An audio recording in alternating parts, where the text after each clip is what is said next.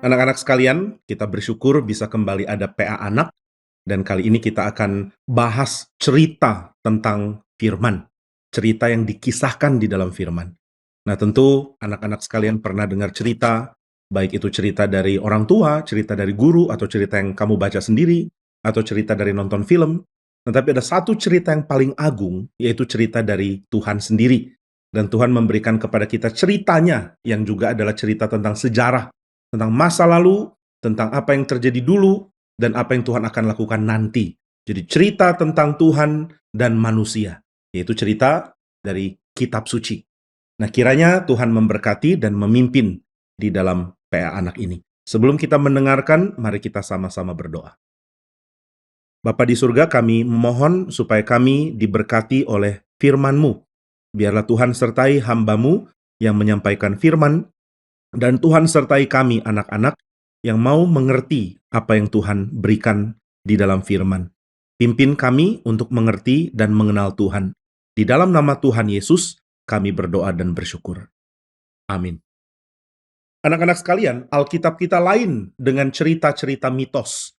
Karena cerita mitos adalah tentang dewa-dewa, tentang tokoh-tokoh, tentang legenda-legenda besar yang benar-benar hebat, yang luar biasa, tapi yang tidak pernah benar-benar ada. Kalau Alkitab lain, Alkitab berbicara tentang Tuhan yang ada dan Tuhan yang membuat seluruh keberadaan karena Dia yang mencipta segala sesuatu. Ini bukan dongeng, ini bukan cerita isapan jempol. Ini bukan cerita untuk menghantar tidur malam. Ini bukan cerita tentang kisah-kisah yang ada di dalam imajinasi, di dalam pikiran manusia. Yang dicatat di dalam kitab suci adalah cerita yang benar-benar pernah terjadi. Nah, mungkin anak-anak mau tahu, dulu orang tua saya kerja apa ya? Waktu masih kecil mereka seperti apa? Lalu mereka juga punya orang tua, yaitu kakek nenek saya. Nah, kakek nenek saya juga dulu pernah kecil dan pernah punya papa mama, pernah punya kakek nenek. Lalu kakek neneknya kakek nenek saya juga dulu pernah kecil, pernah punya papa mama, dan pernah punya kakek nenek. Wah, saya punya kakek nenek. Kakek nenek saya punya kakek nenek. Kakek neneknya kakek nenek saya juga punya kakek nenek. Lalu kakek neneknya kakek neneknya kakek nenek saya juga punya kakek nenek. Tapi manusia pertama itu siapa ya? Alkitab mencatat bahwa manusia pertama yang dijadikan Tuhan adalah Adam. Dan Adam dijadikan Tuhan di dalam kisah penciptaan, di dalam Kejadian pasal yang pertama. Maka kita akan telusuri cerita Alkitab dari awal sampai akhir, dari Kejadian sampai Wahyu. Wah, lama sekali, tidak terlalu lama, karena kita akan ringkas ceritanya, sehingga kita akan lihat secara garis besar cerita Alkitab dari awal sampai akhir. Ini isinya apa sih? Nah, Alkitab memulai kisahnya dengan kisah penciptaan. Alkitab mengatakan di dalam Kejadian pasal yang pertama, pada mulanya Allah menciptakan langit dan bumi. Nggak ada orang tahu bagaimana Tuhan menciptakan langit dan bumi. Apakah langit dan bumi tiba-tiba muncul, langsung ada? Atau tiba-tiba ada ledakan besar? Atau seperti apa? Nggak tahu. Karena Alkitab tidak memberikan cerita yang detail, yang benar-benar spesifik, yang benar-benar menjelaskan semua. Jadi kita nggak tahu. Yang Alkitab tidak beritahu, kita tidak perlu tahu. Yang Alkitab beritahu, itu yang harus kita cari tahu. Maka Alkitab mengatakan, Allah menjadikan langit dan bumi, Allah menciptakan bumi ini menjadi begitu baik. Tuhan mencipta dengan memisahkan yang gelap dari terang. Tuhan menciptakan darat. Tuhan menciptakan segala sesuatu di dalam 6 hari. Wah, ini kisah penciptaan yang luar biasa. Karena semua yang ada dicipta oleh Tuhan dengan sangat baik. Tadinya keadaan sangat gelap, tapi Tuhan berfirman, jadilah terang. Tadinya keadaan penuh kacau balau, tapi Tuhan mengatur sehingga menjadi begitu teratur. Tuhan mencipta segala sesuatu dengan sangat baik, sehingga kita bisa hidup di tengah-tengah dunia yang bagus sekali. Kalau dunia kita kacau, kalau bumi terlalu dekat ke matahari, buminya hancur karena terbakar. Kalau bumi terlalu jauh dari matahari, kita tidak bisa hidup karena terlalu dingin. Jadi Tuhan sudah atur sedemikian rupa, sehingga segala hal yang terjadi begitu baik, dan kita bisa hidup di dalamnya. Di dalam Mazmur, pemazmur mengatakan, waktu dia lihat ke atas, dia melihat langit buatan Tuhan. Dia melihat bintang-bintang yang Tuhan jadikan. Langsung dia merasa, siapakah manusia? Sehingga Tuhan perhatikan, Sebab yang Tuhan jadikan begitu agung, begitu indah. Nah, Alkitab mencatat Tuhan mencipta di dalam 6 hari, lalu Tuhan mencipta di hari ke-6 seorang manusia. Tuhan menciptakan Adam, dan setelah itu dari rusuk Adam, Tuhan menciptakan Hawa. Nah, inilah orang tua pertama kita. Kalau anak-anak tanya, siapa papa mamanya Adam? Gak ada. Karena Tuhan menjadikan dia langsung. Tuhan membentuk dia dari debu tanah. Lalu Tuhan hembuskan nafas hidup, dan Adam menjadi manusia yang hidup. Lalu bagaimana dengan Hawa? Hawa dijadikan dari rusuk Adam. Kemudian Tuhan membangun seorang perempuan. Nah, inilah orang tua pertama kita. Dari dua orang inilah seluruh manusia akhirnya ada. Karena mereka beranak cucu dan bertambah banyak dan memenuhi bumi. Sesuai dengan perintah Tuhan. Nah, inilah asal usul penciptaan manusia. Nah, di tempat-tempat lain, di Babel, kemudian juga di Romawi, ada cerita juga loh tentang bagaimana manusia dijadikan. Tapi ceritanya begitu aneh. Ceritanya begitu merendahkan manusia. Di dalam cerita dari orang Romawi dan Yunani, mereka percaya bahwa dewa-dewa itu ada di daerahnya dewa. Di langit, di gunung Olympus, dan di tempat-tempat di mana mereka bisa pesta. Nah, jadi menurut orang Romawi, dewa-dewa kerjanya pesta-pesta. Nah, Alkitab mengatakan nggak ada dewa-dewa. Hanya ada satu Allah, yaitu Allah Tritunggal. Tetapi banyak orang percaya ada banyak dewa-dewa di atas sana. Lalu dewa-dewa itu sukanya apa? Menurut orang Yunani dan orang Romawi, dewa-dewa itu sukanya pesta. Mereka mau makan enak. Mereka mau minum-minum anggur sampai mabuk. Mereka mau bersenang-senang. Maka mereka nggak suka kerja. Tapi mereka lihat di bumi, waduh, di bumi begitu kacau, mesti ada yang rapihkan. Bumi begitu kotor, mesti ada yang bersihkan. Bumi begitu tidak terawat, mesti ada yang rawat. Siapa yang rawat? Wah, dewa-dewa semua lempar-lemparan. Kamu aja lah, kamu aja yang bersihkan. Nggak mau, capek. Tanganku pegel. Aku males, maunya pesta, maunya main-main, main game seharian. Jadi dewa-dewa nggak ada yang mau kerja. Akhirnya, raja para dewa namanya Zeus menurut orang Yunani. Nah, orang Romawi rubah namanya jadi Jupiter. Nah, Zeus ini mengatakan, oke, kalau nggak ada yang mau kerja, saya akan buat manusia. Wah, manusia dibuat. Untuk apa? Untuk kerja. Jadi manusia diciptakan supaya kerjain pekerjaan-pekerjaan yang dewa-dewa nggak mau kerja. Jadi manusia kerja, dewa-dewa pesta. Ini tidak benar. Ini nggak ada. Ini dongeng ciptaan pikiran manusia. Alkitab mengatakan Allah menciptakan manusia untuk kerja, ya. Tapi bukan karena Tuhan males, melainkan karena Tuhan ingin mengerjakan pekerjaannya melalui manusia. Jadi Tuhan juga bekerja. Di dalam perkataan Tuhan Yesus mengatakan, Bapakku bekerja sampai saat ini, maka aku pun juga bekerja. Jadi Tuhan bukan Tuhan yang males, yang cuma suka main-main, seperti pengertian orang Yunani dan orang Romawi. Lalu bagaimana dengan daerah lain? Di daerah lain, manusia itu adalah bangkainya dewa.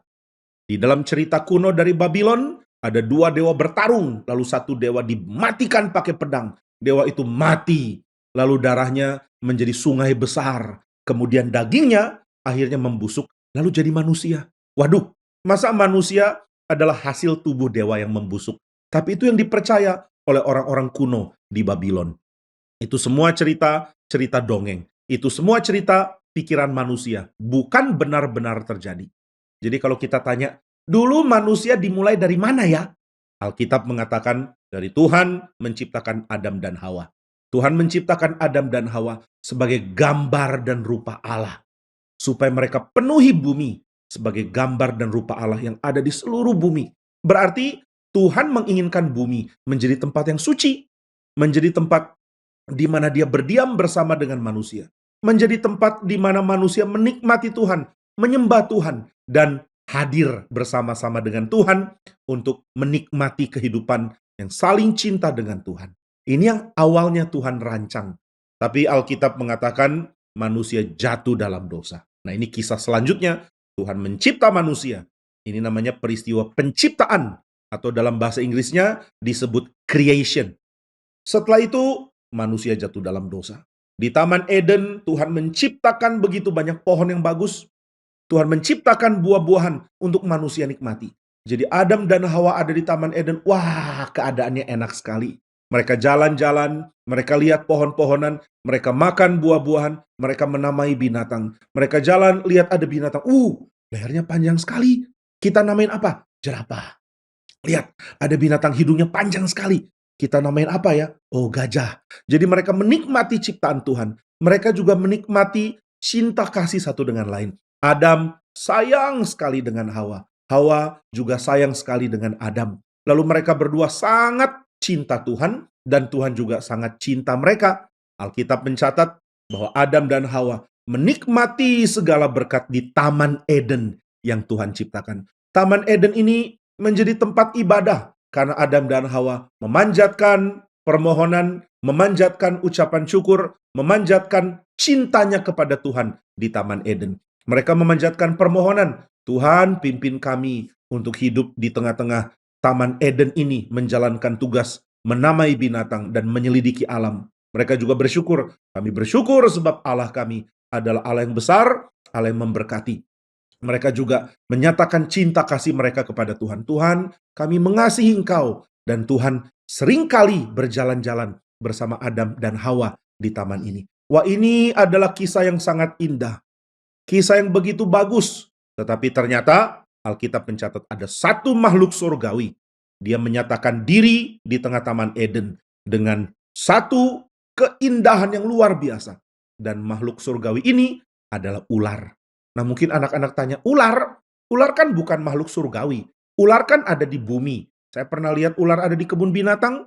Saya pernah lihat ada ular yang bisa ditaruh di leher lalu difoto-foto. Tapi Alkitab sedang cerita bukan tentang ular yang ada di bumi. Ini tentang ular yang sebenarnya adalah malaikat Tuhan. Di dalam kitab suci, malaikat itu ada banyak jenis. Ada yang disebut dengan malaikat, yaitu utusannya Tuhan untuk menyatakan pesan Tuhan. Ada yang disebut dengan kerub. Kalau banyak jadi kerubim.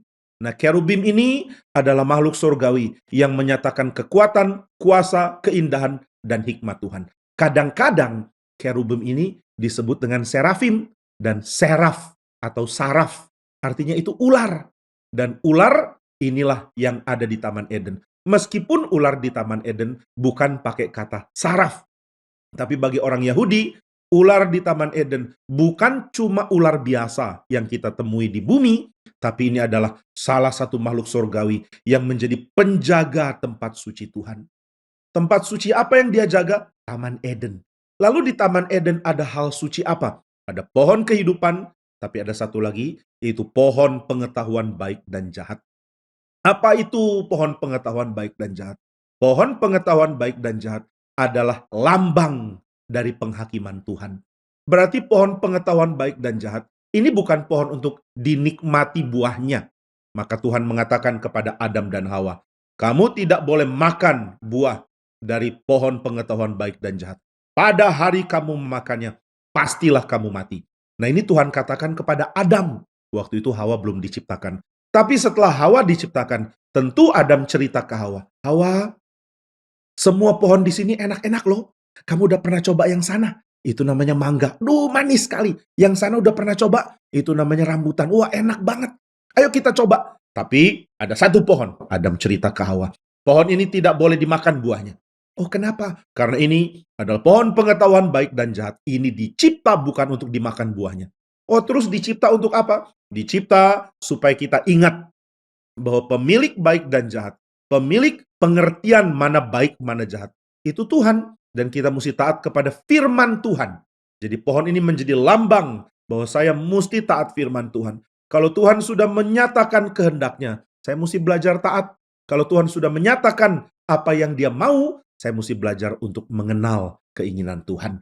Nah, inilah kenapa ada pohon pengetahuan baik dan jahat. Tapi ternyata buah dari pohon pengetahuan baik dan jahat itu sangat bagus. Apalagi kalau dimakan mungkin bisa berikan pengetahuan. Wah, ini membuat Adam dan Hawa digoda oleh ular. Ular yang ada di tengah-tengah taman menjaga pohon pengetahuan baik dan jahat. Justru dia menggoda Adam dan Hawa melalui menggoda Hawa. Hawa digoda oleh ular. Hawa, tentulah Allah berfirman, semua pohon dalam taman ini jangan dimakan buahnya, bukan? Hawa bilang, enggak. Tuhan bilang semua pohon dalam taman ini boleh dimakan buahnya. Tapi pohon pengetahuan baik dan jahat itu memang nggak boleh dimakan, karena kalau dimakan nanti kami mati. Tapi ular menipu Hawa dengan mengatakan, sesungguhnya kamu tidak akan mati. Tapi pada hari kamu memakannya, kamu akan mengetahui baik dan jahat. Oh, Hawa jadi sadar, oh ternyata ada dua perkataan. Yang pertama perkataan Tuhan, aku dikasih tahu oleh Adam suamiku. Katanya jangan makan buah dari pohon pengetahuan baik dan jahat, karena kalau makan nanti mati. Tapi ada perkataan dari ular. Ular bilang, nggak mati. Kalau kamu makan, kamu akan jadi seperti Allah. Tahu tentang baik dan jahat. Wah, yang mana yang benar ya? Hawa mulai pertimbangkan. Hawa mulai pikir-pikir. Firman Tuhan bilang mati. Ih, ngeri. Tapi perkataan ular bilang kita bisa menjadi sama seperti Allah. Tahu tentang baik dan jahat. Bagus juga ya. Lalu Hawa mulai lihat-lihat buah dari pohon itu. Dia mengatakan, buahnya kok bagus. Masa yang bagus begitu berdosa sih? Masa yang bagus begitu salah? Enggak ah. Masa sih yang bagus-bagus salah? Enggak. Jadi dia mulai mendekat. Dia makan karena diberi oleh ular. Lalu dia juga kasih kepada Adam, suaminya. Adam pun makan. Mereka jatuh dalam dosa. Ini bukan dosa ringan. Karena kalau mereka makan, mereka melanggar perintah Tuhan. Dan karena melanggar perintah Tuhan, mereka harusnya dimatikan. Mereka harusnya binasa. Kenapa binasa? Karena yang melanggar firman tidak mungkin tetap hidup di hadapan Tuhan. Tapi heran, ketika Tuhan datang berjalan-jalan di taman itu, Adam dan Hawa tidak mati. Tapi Adam dan Hawa takut sekali ketemu Tuhan. Maka mereka lari sembunyi. Kemudian Tuhan tanya, Adam, di manakah engkau? Adam bilang, aku sembunyi Tuhan. Karena aku telanjang, aku malu. Tuhan tanya lagi, siapa memberitahu engkau kalau engkau itu telanjang? Apakah kamu memakan buah dari pohon pengetahuan baik dan jahat yang kularang engkau memakannya? Adam mengatakan, Hawa yang kasih. Hawa jadi kaget. Kok dibocorin? Aku jadi ketahuan salahnya. Hawa yang kasih Tuhan. Perempuan yang kau tempatkan di sisiku, dia yang memberi. Jadi Adam menyalahkan Hawa, tapi Adam juga menyalahkan Tuhan. Tuhan sih kasih Hawa. Jadi Hawa bikin saya jatuh dalam dosa. Salah siapa tuh? Salahnya Hawa. Kenapa Hawa ada? Salahnya Tuhan. Kira-kira itu yang Adam maksudkan. Tapi Tuhan tetap mau menghakimi. Tuhan tanya, apa yang kau perbuat ini? Tuhan tanya kepada perempuan. Perempuan begitu takut. Dan dia katakan, ular menipu aku, dia memberi maka ku makan. Maka Tuhan langsung menghukum ular. Bagaimana Tuhan menghukum ular? Tuhan mengutuk ular, tapi setelah itu Tuhan mengatakan, keturunanmu akan bertarung dengan keturunan perempuan ini. Dan keturunan perempuan akan kamu hancurkan tumitnya, namun keturunan perempuan akan menghancurkan kepalamu. Wah, ini janji Tuhan. Tuhan akan mengadakan permusuhan antara keturunan perempuan dengan ular. Inilah permusuhan yang terjadi dulu, yang terus terjadi sampai sekarang. Yaitu umat Tuhan, yaitu yang disebut dengan keturunan perempuan. Ini akan jadi musuhnya iblis, menjadi musuh si ular. Maka orang-orang benar terus bermusuhan dengan setan. Siapa keturunan perempuan? Keturunan perempuan bukan cuma orang-orang yang lahir seperti Kain, lalu kemudian ada Habel dan Set dan lain-lain. Bukan. Tapi keturunan perempuan yang dimaksud adalah orang yang Tuhan pilih menjadi umatnya, yaitu Habel.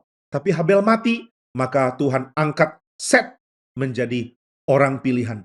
Lalu keturunan Set, terus ada orang-orang yang Tuhan pilih. Sampai kepada Nuh, sampai kepada Abraham, Ishak, Yakub, sampai kepada Israel, dan akhirnya sampai kepada Kristus. Siapa keturunan perempuan yang Tuhan maksud? Kristus.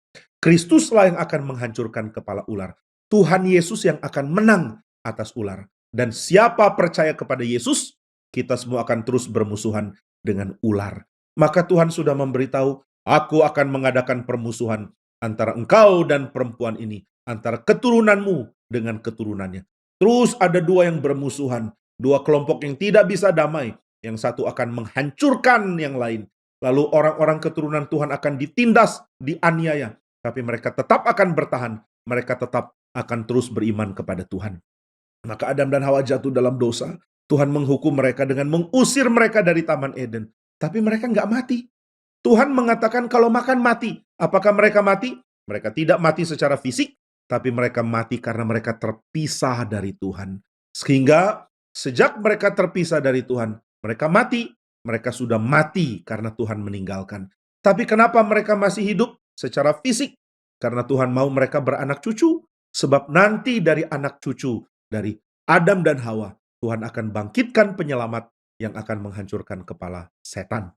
Nah, inilah cerita panjang itu dimulai dari kisah ciptaan dan juga kisah kejatuhan manusia.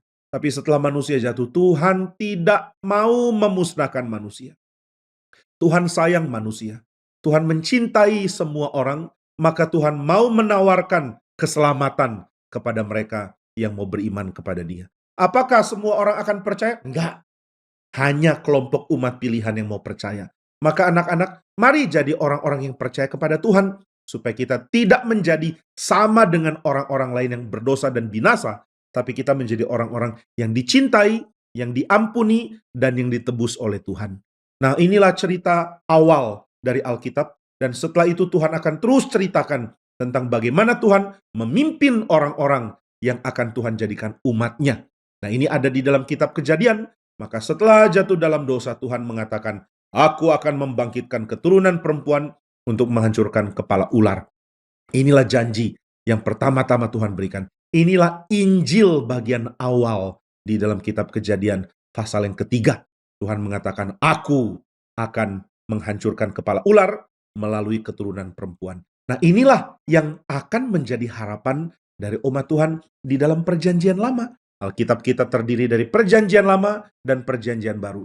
Dan di dalam perjanjian lama, semua menanti-nanti mana ya keturunan perempuan yang akan Tuhan janjikan. Nah, maka setelah Adam dan Hawa jatuh dalam dosa, mereka diusir.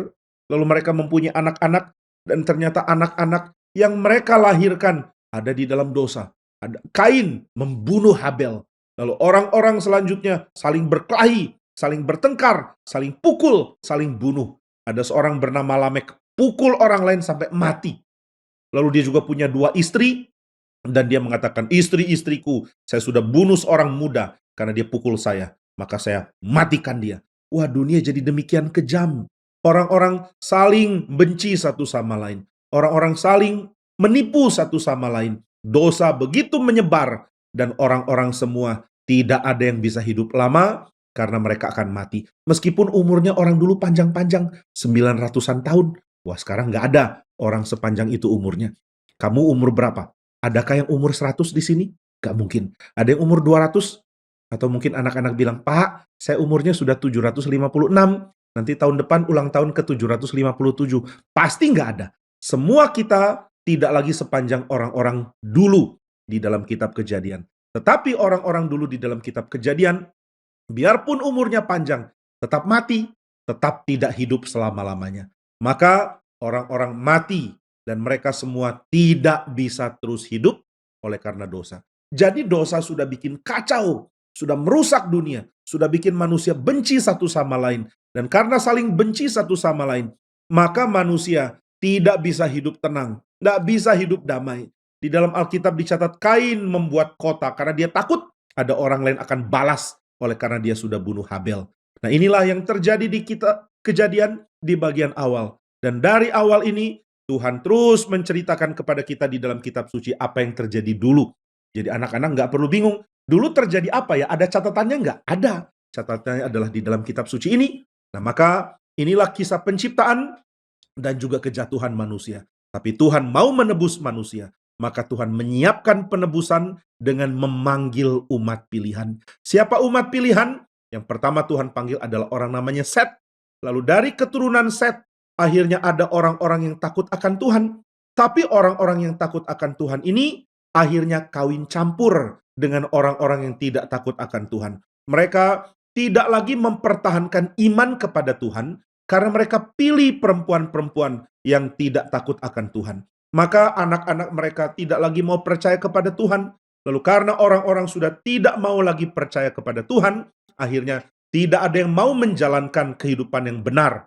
Nggak ada lagi yang mau menjalankan keadilan. Orang-orang menjadi kejam, dan mereka saling membinasakan satu dengan lain. Akhirnya raja-raja muncul, dan raja-raja ini sembarangan melakukan pernikahan dengan banyak orang, melakukan kekerasan, melakukan kekejaman. Lalu raja yang satu berkelahi dengan raja yang lain. rakyat saling bertarung, raja menindas rakyat. Wah, keadaan begitu jahat, begitu penuh dengan darah yang tertumpah. Lalu Tuhan melihat ini dari surga, Tuhan sedih sekali. Hatinya pilu. Dia melihat orang-orang yang jadi korban dibunuh oleh orang-orang yang jahat. Dia sedih sekali. Dia lihat orang jahat tidak ada yang mengadili, tidak ada yang menghakimi. Orang jahat bisa hidup enak, bisa menindas orang lain dengan kekuatan, bisa menghancurkan orang lain demi kenikmatan sendiri. Ini bikin Tuhan sedih, tapi juga bikin Tuhan marah. Maka Tuhan menyatakan, kita akan menjalankan penghakiman. Kita akan panggil manusia yang akan diselamatkan, tapi seluruh bumi akan ditenggelamkan. Maka Tuhan memilih Nuh. Nuh adalah seorang yang benar di hadapan Tuhan. Dan Tuhan pilih dia untuk diselamatkan. Maka Tuhan berfirman, Nuh, bikinlah bahtera dengan ukuran yang Tuhan sudah tentukan, supaya nanti Nuh dan keluarganya bisa selamat. Selamat dari apa? Selamat dari air bah, yaitu air yang akan penuhi bumi, akan menyatakan penghakiman Tuhan dengan sangat mengerikan. Nah, inilah kisah selanjutnya dari kisah Alkitab. Jadi kita sudah pelajari kisah Alkitab dari penciptaan dan kejatuhan manusia. Dan Tuhan akan menebus, dan seluruh cerita Alkitab puncaknya adalah cerita tentang Tuhan Yesus. Nah, bagaimana cerita tentang penciptaan, lalu kejatuhan dalam dosa, nanti akan sampai kepada penebusan Kristus? Mari kita ikuti kisah dari Alkitab ini. Maka hari ini sampai di sini, dan kisah berikutnya kita akan lihat bagaimana Nuh mendapatkan belas kasihan oleh Tuhan. Dari Tuhan, Tuhan pilih dia. Dan Tuhan menyelamatkan manusia melalui Nuh, tapi Tuhan memberikan hukuman yang mengerikan, yaitu air bah. Hari ini sampai di sini, mari kita sama-sama berdoa. Bapa di surga, kami bersyukur karena kami mengenal Engkau sebagai Allah kami yang mencipta segala sesuatu. Dan meskipun kami sudah jatuh dalam dosa, tetapi Tuhan tetap memberikan belas kasihan dan cinta kasih, sehingga kami menjadi orang-orang yang diselamatkan oleh karena iman kepada Kristus. Tolong kami untuk mengikuti terus dan mengerti keseluruhan kisah Alkitab. Biarlah Tuhan rela menolong kami di dalam anugerah Tuhan. Dalam nama Tuhan Yesus kami berdoa. Amin. Sampai di sini anak-anak sekalian. Sampai jumpa di PA Anak yang berikutnya. Tuhan memberkati.